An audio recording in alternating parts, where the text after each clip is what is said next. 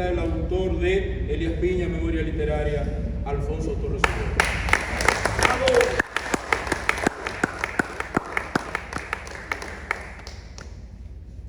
Muchas gracias por venir, gracias a Adrián por las palabras, a Evelyn, Monserrate y José Manuel Segura. Hoy hay en el país un gran movimiento cultural y sobre todo mucho esfuerzo por la poesía, la novela, la literatura en sentido general. Y por ahí anda Virtudes Álvarez con un Quijote en la Biblioteca Municipal Ángel Núñez, haciendo cosas. Antes de ayer, el jueves, hubo una presentación de Mateo Morrison, tuve la oportunidad de estar allí y nos habló del poeta Jack Hume, su participación en la Revolución de Abril y sobre todo su obra literaria, sumamente interesante. Bueno, el último jueves de cada mes hay un espacio abierto, pero de ahí está también el colectivo Roca Quinta, algo así, Xiomara con otro espacio. Bueno, hay muchas cosas en movimiento. El fin de semana pasado fuimos a Elías Piña y yo me sentí muy contento, la gente con mucho cariño y sobre todo la diáspora eliapiñense que llegó a Elías Piña para sus fiestas patronales en un restaurante, en un salón grande, decenas y decenas de eliapiñenses, quizás cientos. Allí no hubo una discusión, todo era festejo, abrazo, palabras bonitas, anécdotas, risa, hasta cantan los condenados eliapiñenses. Abrieron un karaoke y si cantaron 22, 21, daban la sensación de que eran artistas profesionales. Por suerte que Adriano no se paró a cantar porque dañaba la voz, ni José Manuel, pero yo me quedé sorprendido por la calidad de aquella. Y había uno de Loma de Cabrera que ya quisiera a Fernando Villalón a cantar como ese hombre de Loma de Cabrera. Es una canción, creo que de Camboy Estene. Maravilloso aquello. Hay una cosa que yo apunto como del libro. Una cosa, yo no salí a escribir sobre Elías Piña, yo no salí a investigar a Elías Piña. Yo estaba escribiendo e investigando sobre Dajabón y los poetas de Dajabón, y entonces en Dajabón tenemos a Bolívar Eliazarubi como el poeta mayor. Entonces empiezo a buscar y no encuentro un poema de Bolívar Eliazarubi. Entonces me encontré con el periódico Belén, una colección completa, me la leí 4 veces, y encuentro mucho trabajo de Bolívar Eliazarubi, pero no un poema. Y en uno de los ejemplares del año 1952, del mes de agosto, me encuentro con que Bolívar Eliazarubi fue designado en Elías Piña director de un periódico. Busco el nombre, Eco de Cachimán. Digo, bueno, aquí hay un filete, voy a buscar porque ahí tiene que haber de Bolívar Eliazarubi.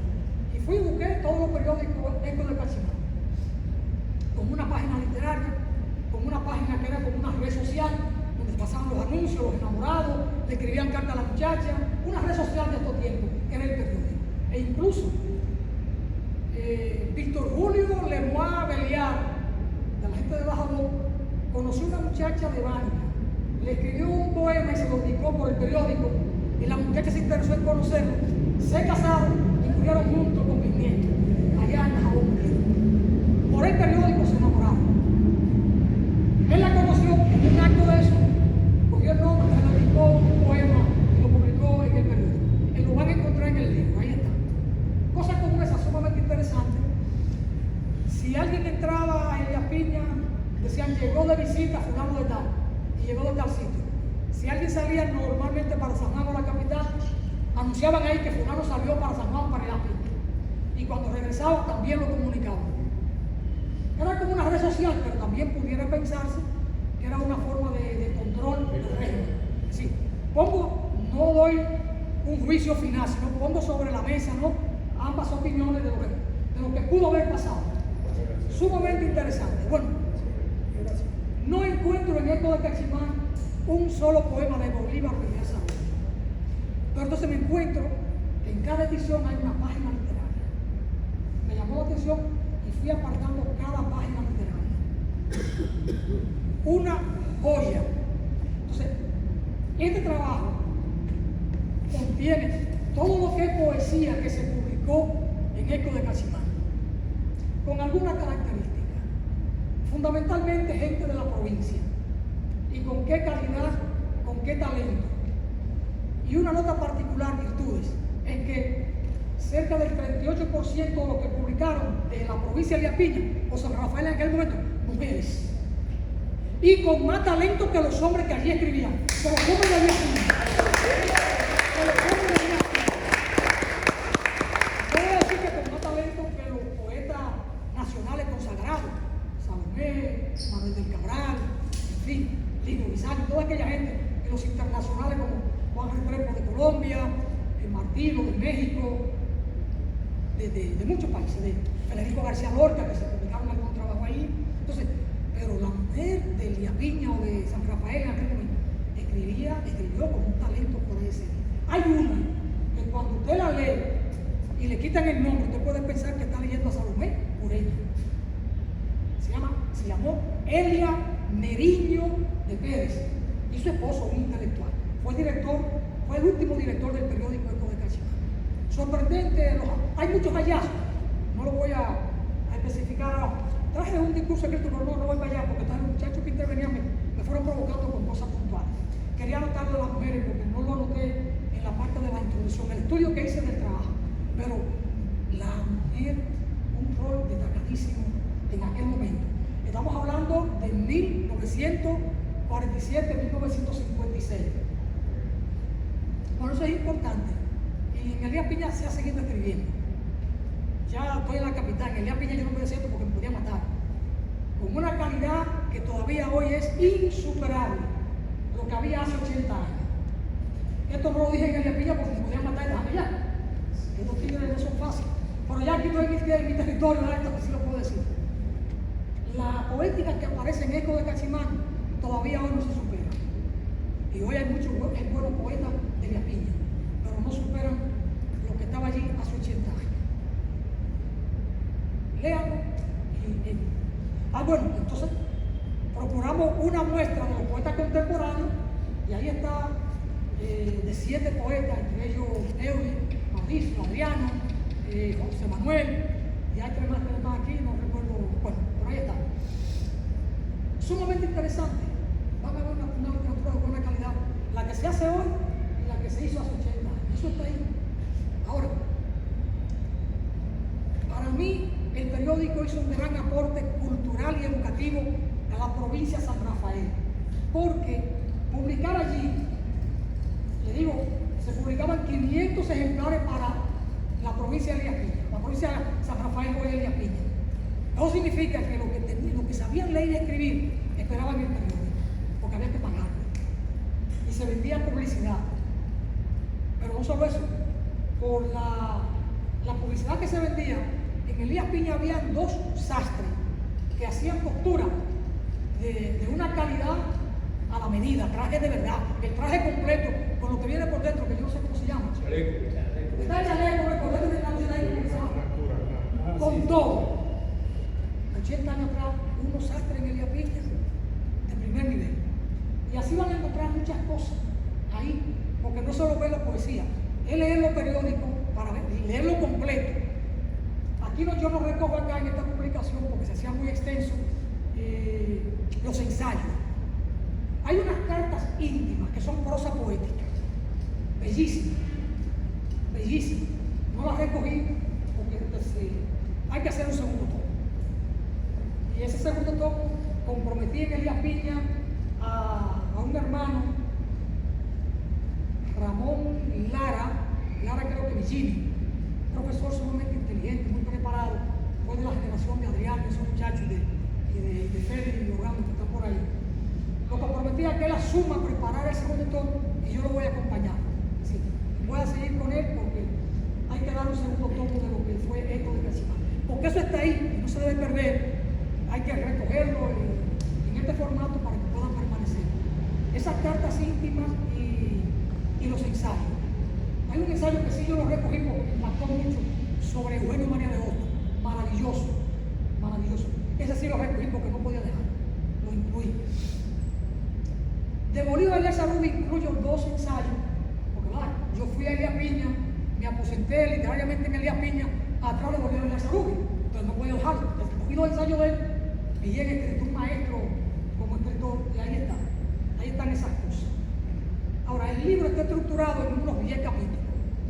Los primeros son los poetas, los escritores de la provincia de Elías Piña y organizados por municipio, empezando por el municipio cabecera o comendador. Por ahí aparecen los poetas, los que escribieron desde Hondo Valle, desde Bánica, desde Pedro Santana en aquel momento. Naturalmente, hay algunos que escribían desde un lugar porque estaban trabajando ahí y fechaban su obra desde ese lugar. Necesariamente no es que eran de ahí. Entonces yo no estaba buscando el árbol genealógico de cada escritor, pasaría 15 años en esa tarea. Entonces si Francisco Herrera escribió desde Pedro Santana, yo lo puse de Pedro Santana. Había uno que era de Elías Piña, Justo del Rosario, uno de los que más escribió, Eli y Elia, pero de donde más escribió fue desde La Vega. Entonces lo situé en La Vega. Finalmente encontré que era eliapiñense, pero lo dejé en La Vega, porque uno tiene también su prevalencia, ¿verdad? Cuando uno escribe, uno dueño de lo que está escribiendo, porque al final a uno que lo van a criticar y le van a dar todos los piñazos. Su mayor obra la produjo estando en La Vega. Entonces lo dejé en La Vega, aunque hay trabajo de él que lo publicó desde Neiva, desde El Cercado, desde Bánica, pero está todo ahí. Todo lo que es literatura, poesía, está ahí. Lo segundo que trabajo entonces, los poetas de Neiva, un capítulo aparte de Neiva, un capítulo de San Juan, un capítulo para Dajabón, Montecristi y El Cibao. Gente de Dajabón, Puerto Plata, Montecristi, Santiago, La Vega, Salcedo, escribieron en el periódico Eco de Cachimán. Entonces lo recogimos. Recogimos lo que escribieron desde la capital, desde San Pedro. En San Pedro aparece uno. Y ahí hay 2 páginas formidables que la organizó Víctor Lugo, un gran intelectual que no era de la capital, o se aposentó en Elías Piña y fue jefe de la sección de literatura en un momento dado. Y en una página él publica 3 poemas, uno de José Martí, uno de Federico García Lorca y otro de Andrés Bretón. 3 poemas que son muy coincidentes en los contenidos. José Martí con La Niña de Guatemala, que el título no es La Niña de Guatemala, se populariza con ese título por lo que trata, ¿no? Por lo que aborda. Todos dicen que murió, que se ahogó, pues yo sí sé de que murió, y sé que murió de amor. Y Martí, ¿verdad? Bueno, se la jugaba a los tragos y cosas. Era un poeta no solo de la revolución, sino era un poeta de la vida, y vivió. Y el poema de Federico García Lorca, que escribió en Santiago de Cuba, él lo titula La casada infiel. Va en esa misma onda con sus matices. Y el otro de Andrés Bretón, no es de Andrés Bretón, es de Andrés Bretón. Y Andrés Bretón vivió aquí y escribió mucho en los modelos de cultura. Andrés Bretón publicó un poema, La hija del carbonero. Entonces este hombre tuvo el tacto de buscar esos 3 poemas y colocarlos en una página. Igual buscó un debate que se dio en Colombia con el primer poeta afrodescendiente que estuvo enamorado de una niña blanca, aristócrata, y entonces Juan Restrepo le escribió un poema y lo publicó. Que dejara eso, que esa muchacha no era para él. Y le dice varias cosas, entonces él le responde. Le responde un poco en el tono del poema de Adriano, que ha de ser de él y si no, se va por ahí. Están esas 2 páginas ahí, pero ¿a qué quiero llegar con esto? Que el hecho de que el periódico Eco de Cachimán publicara una literatura de tan altísima calidad y de estos poetas consagrados como Martí, Federico García Lorca, Andrés Bretón, Manuel del Cabral, Salomé, todos estos grandes poetas, implicaba que la comunidad de Elías Piña entraba en contacto con esa literatura de altísima calidad. Por eso yo sostengo la tesis de que no es casual que de Elías Piña tengamos profesionales como Manuel Colón, como Enrique Lara, o gente tan brillante como Ramón Lara, o como Félix Ogando, parece que lo que tú eres Félix Ogando, es que son cantos los 2, Félix Ogando que vaya atrás. Sí. Y hay una cantidad de eliapiñenses profesionales, intelectuales de altísimo nivel. ¿Por qué? Porque esto no es que fuera determinante el periódico, lo que digo es que impactó, que hizo una contribución, hizo un aporte, porque con esa literatura, además, ¿quiénes conciben el periódico? en el año 1947, mes de febrero, 11 maestros normalistas, prácticamente recién graduados, es decir, eran jóvenes. Y ser maestro normal, 1940, 50, 60, 70, 80, hasta los 90, era hablar de un intelectual. Las escuelas normales, que ahora son institutos superiores, son universidades, no te dan una calidad hoy, siendo universidades, que la que te daba una escuela normal en 1970 o en 1950. Aquellos de atrás tenían mejor formación como pedagogo integralmente que lo que se están graduando hoy en esos institutos que son de estudios superiores. Es un criterio mío muy aventurado, pero yo conocí muchos maestros y vi el nivel que tenían y converso con muchos de ellos. Y el nivel de aquella época había que respetar. Entonces, esos 11 normalistas se reúnen en una tarde de beber café, venían de una velada cultural de la escuela, y entre taza de café y taza de café, cuenta Justo de Rosario, ellos consiguieron crear la sociedad de los 11, y uno de sus objetivos era crear un periódico y fundar un Eco de Casimán. Solo que al hacerlo en diciembre de 1947, el día 20, el régimen lo capta, y aunque no le financia cada edición, ellos tenían que buscar los cheles para republicanos, tenían que vender publicidad. El régimen era el régimen, había que dedicarle la primera plana, porque si no hay de su cocoto, de su cuello, pero donde ellos se refugiaban, en la página literaria y en la página de sociales. Ahí soltaban ellos muchas cosas.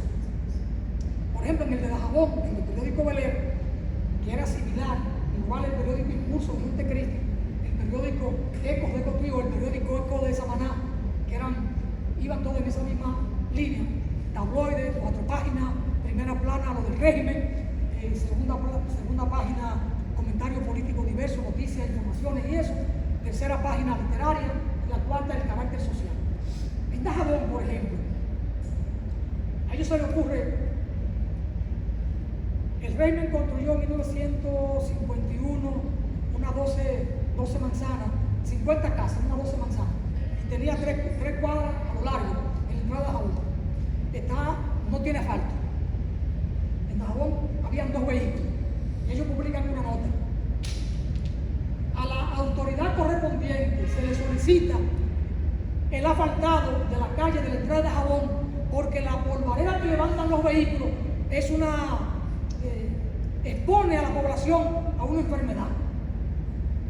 Y yo cuando vi esto me digo, pero ¿cuáles vehículos? Si habían 2 vehículos en Dajabón.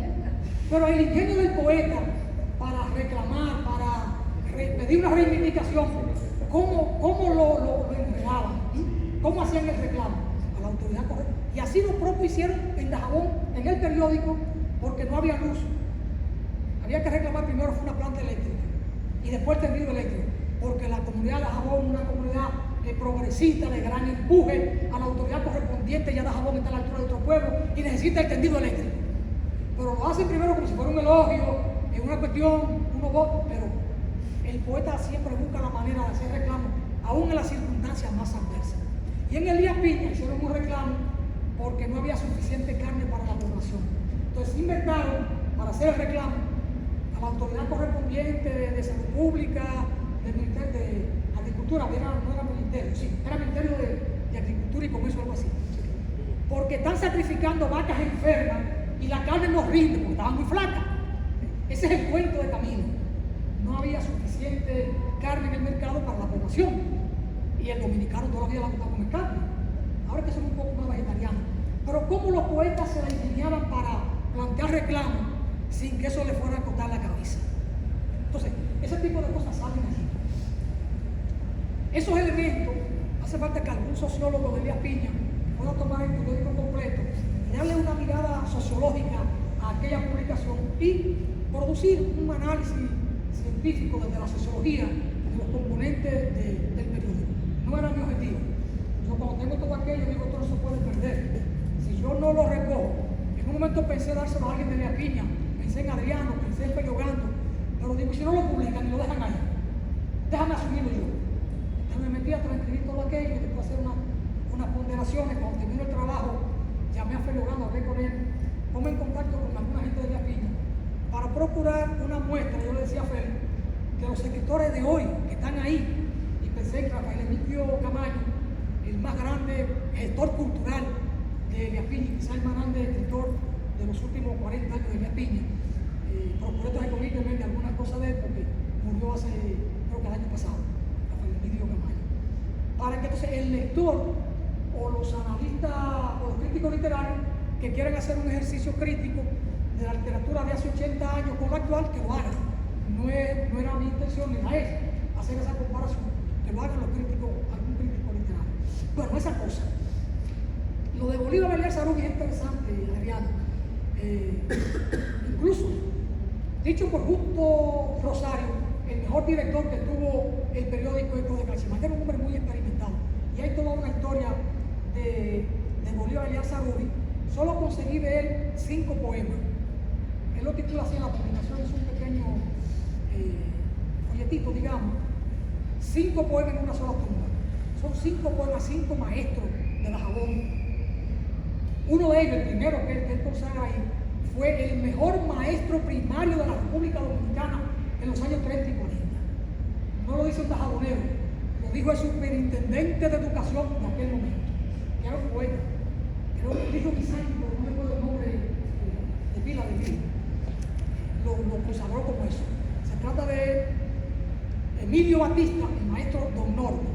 Entonces, Dajabón tuvo esos grandes maestros porque el ayuntamiento o el gobierno de la ciudad contrató 5 maestros de Puerto Rico, discípulos de Hostos, y los llevó a Dajabón para iniciar un proceso de educación de altísima calidad. Entonces, esa educación de Dajabón de los años 20 hasta el 70, hasta el 80, fue una educación allá arriba y todavía hoy se mantiene porque Dajabón logró con el Colegio Loyola, el Colegio de la Monja y el otro colegio adventista, el Simón Bolívar, ha mantenido una calidad educativa muy buena. Y asumo que en Elías Piña todavía esa calidad educativa, con algunos de balance puede ser, pero se mantiene. Yo hacía una lista y la compartía en Elías Piña, de unos 18, 20 intelectuales y profesionales de altísimo nivel de Elías Piña, producto de esa calidad educativa de los años 40 y 50 en Elías Piña, que era un villorrio. ¿Qué era Elías Piña hace 80 años? 12, 14 cuadras. Dajabón para 1930 no llegaba a 3.000 habitantes y teníamos 14 cuadras y cuadras con escasa casa. Ya hoy Dajabón es una ciudad grande. Bueno, ahí tiene la muestra de los 11 poetas, de las redes sociales, a ver que el periódico produjo un gran impacto cultural en mi apreciación y sobre todo porque he ido conociendo a grandes intelectuales de Elías Piña, sobre todo buenos profesionales en el área de la agronomía, que lo conocí en la agricultura, como Enrique Lara y Miriam Lara, este muchacho Ramón Lara, profesor en Baní, director de un liceo, fue profesor en el instituto, gente de mucho nivel. Y claro, esa lista yo la arranco con Manuel Colón, nunca se lo dije, pero bueno, ahí está la lista y así lo compartí en Elías Piña. Bueno, quería un poco ver esa cosa, me voy a volver al periódico, le hablé de la estructura que tiene el libro y de esa gran calidad. José Manuel decía algo, lo voy a... Una comunicación que mandó Rafael Emilio antes de morir, que él tiene, hay un libro de Celollano, que dice un feliz día para ti, semana. Desde hace una semana reflexiono si escribirte o no para solicitarte algo que en lo personal siento.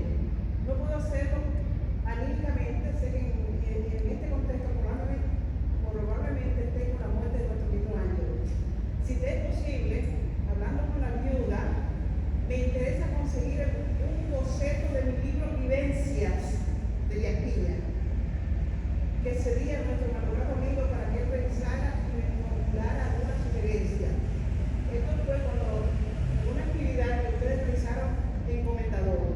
Dejo esto en tus manos, ahora me siento yo con el compromiso de rastrear ese documento y pasártelo a ti o a Adriana. Estando en Elías Piña, en la casa de una cuñada de José Manuel, de Rafael Emilio, son cuñadas, ¿verdad? Eran cuñadas, porque eran esposos de 2 hermanos.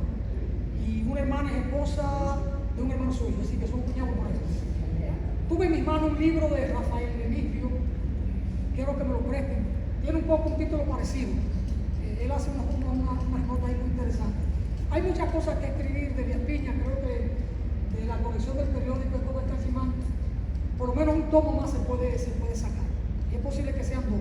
Ojalá que aparezca un sociólogo que pueda echar una mirada al periódico desde la sociología, que ese sería un tercer tomo interesante para ver, a ocultar la sociedad de Elías Piña de hace 80 años, esa calidad literaria y además todo lo que se mueve en el periódico en términos de aquella sociedad.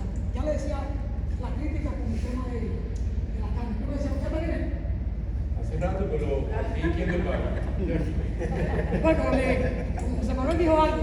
Estoy trabajando en una antología de los médicos veterinarios y eso va a salir pronto y va a salir con una calidad impresionante.